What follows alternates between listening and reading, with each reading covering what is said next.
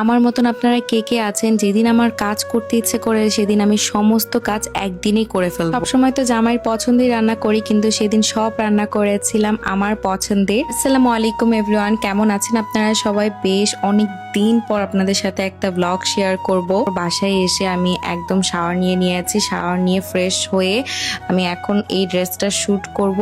অনেক সুন্দর একটা ড্রেস। এদিন আমার মুড অনেক বেশি ভালো ছিল আর আমি একটা মেকআপ টিউটোরিয়ালও করেছি এই লুকটার।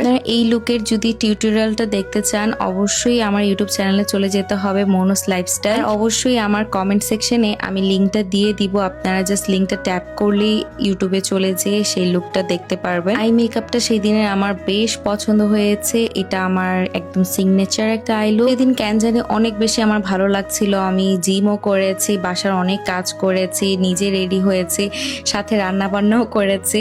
সবকিছু আজকের ব্লগে দেখতে পাবেন। এরপর এই ড্রেসের সাথে আমি এই ইয়াররিংটা পরেছিলাম টানা, এত প্রিটি একটা ইয়াররিং। আপনারা যদি এই ইয়াররিংটা নিতে চান আমি তাদের পেজটাও আসলে ট্যাগ করে দিব। এটা হচ্ছে সোহানাস ক্লোজেট থেকে নেওয়া। তাদের পেজে আসলে এরকম টানা অনেক সুন্দর সুন্দর হচ্ছে কানের দুল আছে। আমি টানা যেই সব কানের দুলগুলো পরি সবগুলোই আসলে সোহানাস ক্লোজেট থেকে নেওয়া। আমি একটা ভেবেছি রিসেন্টলি আপনাদের জন্য একটা ভিডিও করব।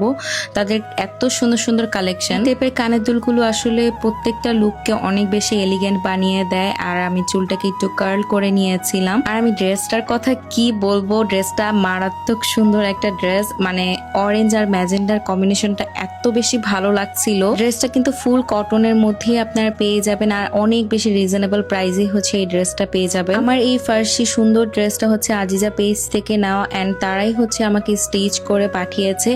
আপনারা চাইলে কিন্তু আমার মতন এরকম সেম স্টিচ করেও নিতে পারবেন, জাস্ট আপনাদের বডি সাইজটা তাদেরকে দিয়ে দিলেই হবে। আপু ফুল ড্রেসটা আমাকে খুব সুন্দর করে বানিয়ে দিয়েছে এন্ড হাতাতেও তারা হচ্ছে অনেক সুন্দর একটা লেস অ্যাড করেছিল, যেটার কারণে আসলে স্লিভটা অনেক ভালো লাগছিল। এই অরেঞ্জ ড্রেসটা আপনারা আজিজা ফেসবুক পেজে পেয়ে যাবেন। আমার ভিডিওর ক্যাপশনে কিন্তু আমি অবশ্যই তাদের পেজটা ট্যাগ করে দিয়েছি, সেখান থেকে চেক করে নিতে পারেন।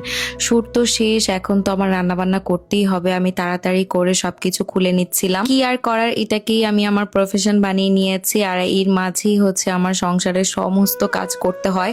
এখন আমি রান্না বান্না করতে চলে এসেছি। মুরগিটা আমি আগে থেকে ভিজিয়ে রেখেছিলাম। আজকে কেন জানি আমার নিজেরই আসলে অনেক সাদা পোলাও আর হচ্ছে ঝাল ঝাল মুরগির মাংস খেতে ইচ্ছে করছিল। তো ফার্স্টে আমি এখানে চিকেনটাকে ভালো মতন কেটে নিয়েছি, ধুয়ে নিয়েছি।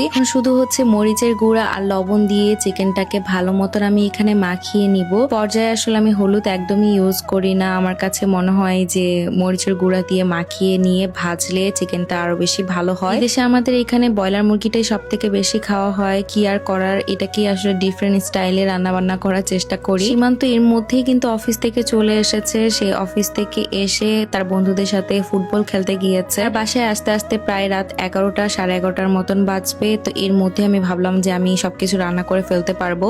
এক চুলায় হচ্ছে আমি মুরগির মাংসের যে মশলাটা সেটা কষাচ্ছিলাম, আর আরেক চুলায় আমি সাদা পোলাও বসিয়ে দিয়েছি। এদিক দিয়ে আমার চিকেনটাও ভাজা হয়ে গিয়েছে। এখন জাস্ট মশলার সাথে হচ্ছে মিক্স করে রান্না করে ফেলবো। আমি সবসময় আসলে বেবি চিকেনটাই বাসায় আনি, এটা খেতেই আসলে বেশি মজা। আমি একসাথে 2টার মতন চিকেন রান্না করে নিয়েছিলাম। বললাম না আপনাদেরকে, যেদিন আমার আসলে কাজ করতে ইচ্ছা করে যে আমি কত কাজ করি। এরপরে ভাবলাম এর সাথে যদি একটু চিংড়ি মাছের কারি করা হয় তাহলে কেমন হয়। তো ফ্রিজ থেকে তাড়াতাড়ি করে চিংড়ি মাছগুলো ভিজিয়ে নিয়েছিলাম। এখানে 6টার মতন চিংড়ি মাছ বের করে নিয়েছি।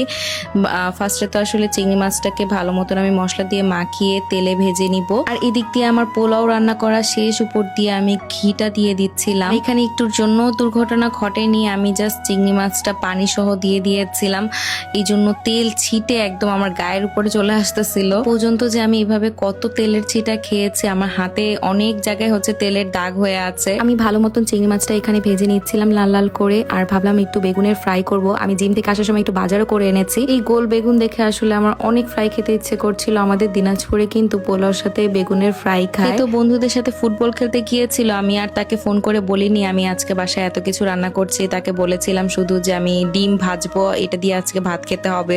কি রান্না করলে তুমি? পোলাও। I am Brazil. যা আজকে 3টা গোল দিছে। আমার অলমোস্ট রান্না করা শেষ, জাস্ট চিংড়ি মাছটা আর বেগুনটা ভাজলেই হয়ে যাবে। এর মধ্যেই সীমান্ত চলে এসেছে, তাকে বললাম যে তুমি ফুটবল খেলে এসেছো, তুমি যে একটু ফ্রেশ হয়ে নাও, আমি সবকিছু করে ফেলছি। তবে আমার বেগুনের ফ্রাই খেতে অনেক বেশি ভালো লাগে। আমি আসলে গোল গোল বেগুন দেখে আমি ভেবেই নিয়েছিলাম এটা বাসায় নিয়ে যে বেগুনের ফ্রাই করব। আর এদিক দিয়ে আমার গলদা চিংড়ি রান্নাটাও হয়ে গিয়েছে। সব সময় আম্মুকে এভাবে ভিডিও কলে রেখে আমি রান্না বান্না করি। অনেক সময় অনেক কিছু আমি বুঝতে পারি না, আম্মুর কাছ থেকে জিজ্ঞেস করে করে আমি করে ফেলি। সীমান্ত তো বলছিল আজকে কি বাসায় কেউ আসবে নাকি, আমি বললাম যে এত রাতে কে আমার বাসায় আসবে, আমাদের খাওয়ার জন্য আসলে এই রান্না বান্না করেছি। আমার বাবার বাড়ি বিক্রমপুরে হলেও আসলে আমার মার বাড়ি তো দিনাজপুরে, তো আমার বেশিরভাগ সময় আসলে দিনাজপুরেই থাকা পড়েছে। বলতে গেলে আমি দিনাজপুরের মেয়ে। আমাদের দিনাজপুরে পোলার সাথে আসলে ভেন্ডি ভাজি, বেগুন ভাজি, আলু ভাজি এগুলো খেয়ে থাকি। সীমান্ত একদমই বিশ্বাস করছিল না যে পোলার সাথে কি আসলে এগুলো খাই কিনা। আমি বলছিলাম যে তুমি খেয়ে তো দেখো একবার, কত মজা।